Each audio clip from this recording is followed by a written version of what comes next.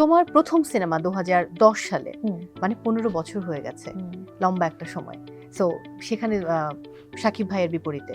So আমি একটু যদি সেই সিনেমার গল্প শুনতে চাই, যে তখনকার সেই সময়টা আর এখনকার সময় তমা মির্জা একটা লম্বা সময় পাড়ি দিয়েছো।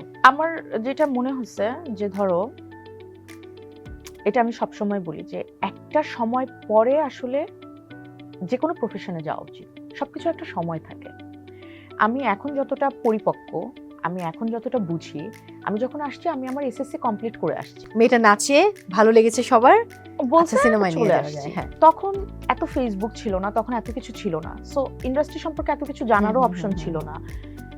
তো টিভিতে দেখতাম, খুব ভালো লাগছে, বলছে আচ্ছা একটা ছবি করলে কি হবে। আসছি, একটা ছবি করছি, বড় পর্দায় দেখে মনে হয়েছে আমার আরেকটা ছবি করি। এরকম করতে করতে অনেক করা হয়ে গেছে। কিন্তু এখন এসে যেটা বুঝি যে এই সময়টা আমার প্রপার টাইম। আমার সবাই বলে সেকেন্ড ইনিংস, যেটা আমি শুরু করেছি 2020 থেকে 5 বছর। তো এটা আমার প্রপার টাইম ছিল। 5 বছর মানে হলো আমি আমার গ্রাজুয়েশন শেষ করে আমি আসছি।